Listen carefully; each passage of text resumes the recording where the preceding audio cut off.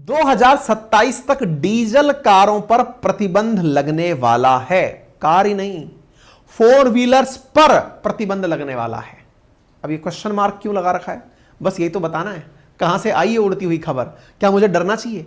क्या मैंने जो गाड़ियां खरीद ली हैं अभी फिलहाल डीजल की, या मैं खरीदने वाला हूं डीजल की, वो नहीं खरीदनी चाहिए? क्या चलती हुई मेरी गाड़ी को पुलिस वाले झांप लेंगे कि अबे इधर आ, डीजल गाड़ी से जा रहा है, इधर आ? अब ये सारी खबर को आज के सेशन में समझने का प्रयास करते हैं। काफी इंपॉर्टेंट है, विशेष रूप से इसलिए क्योंकि भारत ने कसम खाई है कि 2070 तक भारत नेट न्यूट्रलिटी की तरफ चला जाएगा, कार्बन न्यूट्रल हो जाएगा। गजब कसम खा ली साहब। ये बाय द वे होता क्या कार्बन न्यूट्रल, अभी बताते हैं मेरे प्यारे साथियों। कार्बन न्यूट्रल क्या होता है ये बात मैं बता दूं। चलिए, तो 2070 के अंदर भारत चाहता है कार्बन न्यूट्रल होना। कार्बन न्यूट्रल का मतलब समझते हैं? मतलब यह कि हम जितना कार्बन प्रोड्यूस करेंगे, जितना कार्बन हम उत्पादित करेंगे, उतना कार्बन हम कंज्यूम कर लेंगे। मतलब कार्बन कंज्यूम कैसे होता है? अरे भाई, पेड़ पौधे हैं ना, वो कार्बन डाइऑक्साइड ही तो अवशोषित करते हैं, और जितना कार्बन हम अवशोषित करते हैं या पेड़ पौधे अवशोषित करते हैं, उसका उत्सर्जन, यानी कि कार से होने वाला उत्सर्जन, हमारे द्वारा होने वाला उत्सर्जन, उसके साथ बैलेंस रहना चाहिए। 2070 तक हमारा कुल उत्सर्जन यानी इमिशन और कुल एब्जॉर्प्शन यानी अवशोषण, ये बराबर हो जाएगा। ये हमने कसम खा रखी है, हमने कार्बन न्यूट्रल होने की कसम खाई है। टारगेट 2070 का रखा है। लेकिन ये कैसे हो जाएगा? हमारे 2070 तक आबादी बढ़कर के अलग मुकाम छुएगी, हमारी गाड़ियों की संख्या बढ़ के अलग मुकाम छुएगी, फैक्ट्रियां बढ़ेंगी, डेवलपमेंट बढ़ेगा। तो कैसे संभव है कि हम कार्बन में उत्पादन कम कर दें? क्योंकि हमें मालूम है गाड़ी चलानी है तो तेल लगेगा, फैक्ट्री चलानी है तो ईंधन लगेगा, कुछ भी हो लेकिन पैसा तो कंज्यूम होगा। और जब पैसा कंज्यूम होगा तो ऐसी स्थिति में गुरुजी ये बताइए कि इस पूरी प्रक्रिया में कार्बन का जो उत्सर्जन है उसे कंट्रोल कैसे किया जाए? आज के सेशन के माध्यम से। कैसे? खबर सुनिए। खबर है गवर्नमेंट को एक पैनल ने, अब ये पैनल हल्के फुल्के नहीं होते, मैं आपको फिर से बता दूं, भारत में जितनी भी प्रकार के कोई भी स्ट्रेटेजिकल चेंजेस आए, स्ट्रेटेजिकल चेंजेस से मतलब है यदि कल को यह कह दिया जाए कि आपका यूपीआई अब इतना पैसा लेगा, या सरकार ये योजना लेकर आ रही है, या स्वच्छ भारत मिशन चलेगा, कोई भी चीज, यानी कि अगर हमारा आधार कार्ड भी बना था तो उससे पहले भी कोई पैनल रहा होगा। मतलब हमारे देश में हमें क्या लगता है वो मैं पहले आपको बताता हूं, उसके बाद आप इस खबर को थोड़ी इज्जत दे पाएंगे। साथियों, हमें यह लगता है हमारे देश में ना एक राजनेता होता है, जो या तो प्रधानमंत्री होता है, गृह मंत्री होता है, या फिर कैबिनेट का कोई बड़ा मंत्री जरूर होता है। उसके दिमाग में अचानक एक आइडिया आता है, क्या आज कुछ तूफानी करते हैं। बस वो तूफानी करने के नाम पर सीधा निकलता है, चलो अनाउंस कर दो। क्या अनाउंस कर दो? डीजल बंद। ऐसा कतई नहीं होता है। देश को, अगर आपको देश के चलने को अगर समझना है तो थोड़ा सा दो बातों पर फोकस करना होगा, और वो क्या है? जो इलेक्टेड लोग हैं हमारे, उनकी मदद करने के लिए सचिवालय होते हैं, सेक्रेटरीट्स होते हैं। मतलब हमारी जो ब्यूरोक्रेसी है, जो सेक्रेटरीट में बैठती है, सचिवालय के अंदर बैठे हुए जो सचिव हैं, वो सचिव हमारे जो लोक नेता हम चुनकर भेजते हैं, उनको सलाह देते हैं। क्या सलाह देते हैं? सचिव सलाह देते हैं नेताओं को कि श्रीमान, हमारी देश में इस तरह की परेशानियां हैं, ये चैलेंजेस हैं। आपको ऐसा नहीं लगता कोई भी व्यक्ति प्रधानमंत्री बने, लेकिन वो करता वही है जो इतने सालों से होता आ रहा है। पाकिस्तान के साथ जो बात करनी है वो भी ऐसे ही करेंगे, अमेरिका के साथ जो व्यवहार चल रहा है, जो लंबे समय से चला रहा है वही चलेगा। ऐसा कैसे हो जाता है? ऐसा इसलिए होता है, राजनेता भले ही 5 साल के लिए आता हो, लेकिन जो सेक्रेटरीट में बैठे सचिव हैं या जो आईएएस अंदर बैठे हुए हैं, वो पूरे 60 साल तक की नौकरी के लिए आए हैं। उन्होंने अपने सीनियर्स से या देश की पॉलिसीज से जो निर्धारण किया है, वो निर्धारण किए हुए मार्ग को ही राजनेता को अवगत कराते हैं कि माननीय चीज ऐसे होनी है। कई बार राजनेता के मन में सवाल आता है। क्या सवाल आता है? कि यार, अगर मुझे देश में कुछ इंप्लीमेंट करना है तो मैं क्या करूं? तो फिर वो अपने सचिव से बोलता है। हर राजनेता का, यानी कि मंत्री का, अपना एक सचिव होता है, सेक्रेटरी होता है। वो जो सचिव आईएएस रैंक का व्यक्ति होता है, उससे वो अपनी बात बोलता है कि सुनो, मैं चाहता हूं कि हम ऐसा करें, बताओ क्या करें। सचिव कहता है, सर रुकिए, मैं पूरी टेक्निकल स्टडी करके आता हूं और फिर मैं आपको बताऊंगा। ऐसा ही इस केस में हुआ है। क्या? भारत का टारगेट है कि 2070 तक हमें डीजल मतलब नेट कार्बन न्यूट्रल होना है, कि उत्सर्जन और इमिशन बराबर करने हैं। बोले ठीक है, तो अगर हमें न्यूट्रल होना है तो न्यूट्रल होने के लिए हमें ऐसी प्रक्रिया अभी से इंप्लीमेंट करनी पड़ेगी जो तब जाकर प्रभाव दिखाएगी। बोले ठीक है, तो करें क्या? बोले करने के लिए हमें डीजल का उपयोग रोकना होगा, क्योंकि इससे कार्बन डाइऑक्साइड वातावरण में बहुत आती है। बोले इसके लिए क्या करें? इसके लिए वाहनों पर कंट्रोल लगाना पड़ेगा। ये सलाह कौन दे रहा है? ये सलाह दे रहा है एक पैनल। वो पैनल किसने बनाया? वो किसके अधीनता में चल रहा था? वो पैनल वो चला था तरुण कपूर के नेतृत्व में। अब ये तरुण कपूर कौन है? अब इसके बारे में भी जान लीजिए। तरुण कपूर वो व्यक्ति है जो पहले सेक्रेटरी हुआ करता था इसी पूरे की पूरे ऑयल डिपार्टमेंट के अंदर।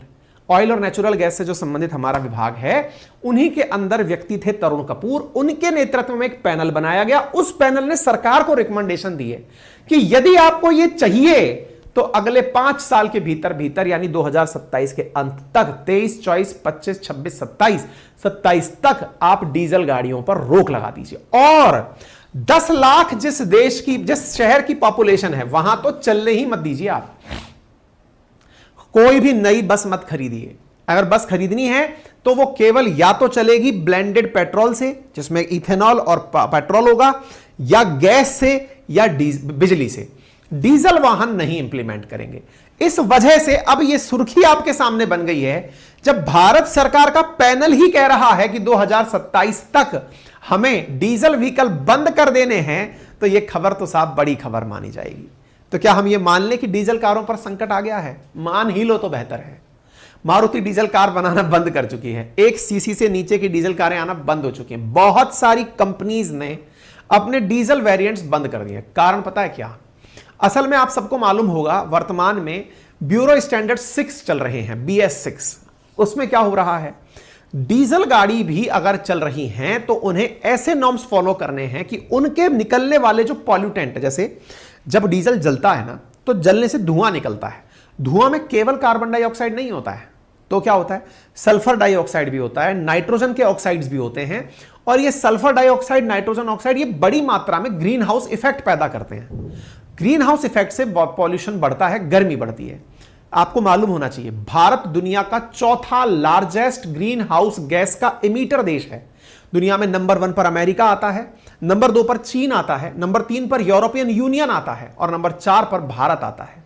यानी भारत दुनिया का चौथा लार्जेस्ट ग्रीन हाउस गैस का उत्सर्जक है। अब ग्रीन हाउस गैसेस बाहर ना निकले, इसके लिए जरूरी क्या है? डीजल वाहनों में से सल्फर डाइऑक्साइड और नाइट्रोजन ऑक्साइड्स बाहर ना आए। इसके लिए क्या किया जाए?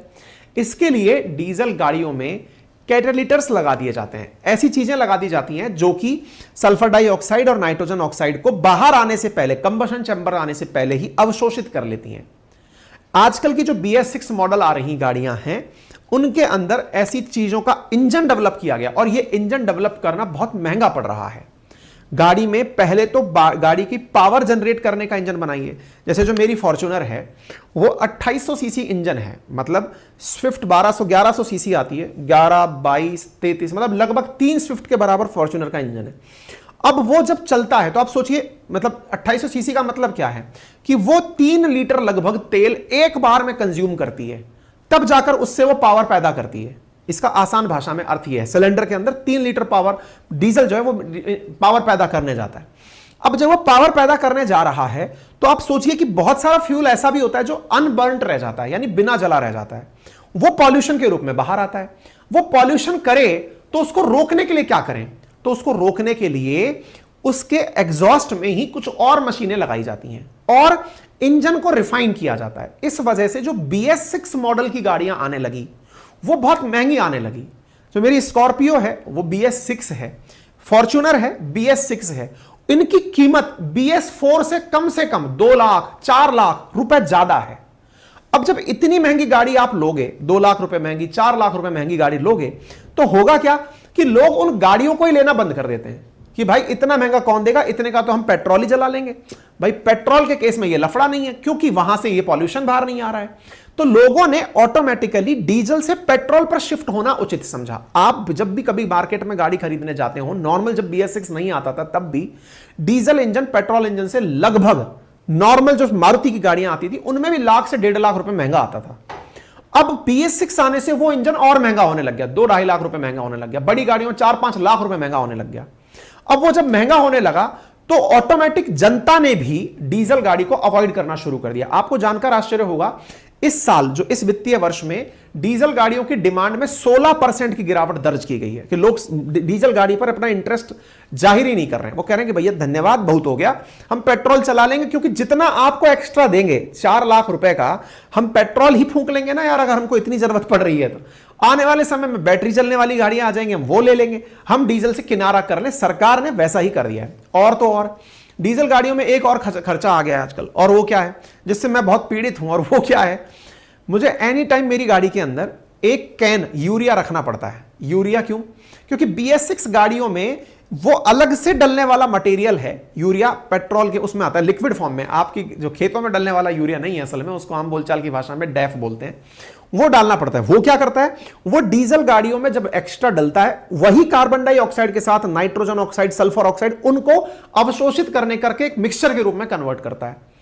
मतलब गाड़ी 2000 किलोमीटर चले, इतने में 600 रुपए का भाई साहब आपका एक डीजल के साथ साथ कैन डलेगा, जो क्या काम करेगा, जो आपकी गाड़ी में से पॉल्यूशन को खींचेगा। अब आप सोचिए, 2000 किलोमीटर गाड़ी चलनी है, ऑन एन एवरेज 11-12 रुपए किलोमीटर तो वैसे चलती है, उस पर आप 600 रुपए का एक कैन और डलवा दो। वो क्या करना है, उसका काम है डीजल को अवशोषित करना, मतलब जो पॉल्यूशन फैल रहा है उसको। तो ये इतना महंगा सौदा पड़ जाता है कि लोग ऑटोमेटिकली अब डीजल से दूर भाग रहे हैं। अब डीजल से दूर भागना सरकार की भी मंशा है। तो पहले तो पॉल्यूशन के लिए गाड़ी वालों को परेशान किया कि तुम बेटा BS6 मॉडल बनाओगे, पॉल्यूशन बाहर नहीं आना चाहिए, और पॉलिसी दूसरी तरफ से यह बना दी कि 2027 के बाद तो बेचोगे ही नहीं तुम लोग। क्यों? बोले हम पॉल्यूशन कंट्रोल करना चाहते हैं। 10 लाख से ऊपर जिस भी शहर की आबादी होगी वहां पर डीजल गाड़ियां बिकेंगी नहीं। यह पॉलिसी के अंदर पैनल ने अपनी रिपोर्ट दी है। Panel formed to energy transition road map, यह ministry of petroleum and natural gas ने एक पैनल बनाया था, तरुण कपूर के नेतृत्व में बनाया था, जो कि अपने ऑफिस से रिजाइन कर चुके थे। उन्हीं ने यह पूरी की पूरी पॉलिसी डिजाइन करके दी है, और यह पैनल जनवरी 2022 में बनाया था। इसकी रिपोर्ट फिलहाल प्रकाशित हुई है, और यकीन मानिए देश में जितनी भी नीति निर्माताएं होते हैं वो ऐसे ही होते हैं, वो ऐसा ही कोई रिपोर्ट देते हैं और उसका परिणाम निकल करके आता है। उम्मीद है आपको बात समझ में आ गई होगी। अब लोगों के दिमाग में उठने लगा सवाल, अरे भाई साहब कहीं सरकार ऐसा सेलेक्ट तो नहीं कर लेगी, क्योंकि बड़ी बड़ी कंपनीज, आप और हम तो केवल उपभोक्ता हैं, कंपनीज जो गाड़ी बनाती हैं उनका तो भयंकर इंफ्रास्ट्रक्चर लगा होता है, हजारों करोड़ रुपए का इंफ्रास्ट्रक्चर होता है भाई एक इंजन को बना करके मार्केट तक लाने का। बड़ी बड़ी कंपनीज जो अपने मार्केट के हिसाब से चीजें बना रही हैं, उनको अलग अलग तरह के चैलेंजेस हैं। तो फिर सरकार से पूछा गया, महाराज एक्सेप्ट कर ली क्या आपने ये बात? तो खबर है गवर्नमेंट येट टू एक्सेप्ट, यानी अभी करने वाले हैं, सोचा नहीं है, सोच रहे हैं। That call for ban on diesel vehicle in certain cities, ये ऑयल मिनिस्ट्री ने कहा है, कुछ शहरों के अंदर। तो देखिए ऑयल मिनिस्ट्री का क्या कहना है। Report of the Energy Transition Advisory Committee has been received by Ministry of Petroleum Natural Gas. The government of India is yet to accept. इस रिपोर्ट को हम एक्सेप्ट करने वाले हैं या नहीं, अभी रुकिए।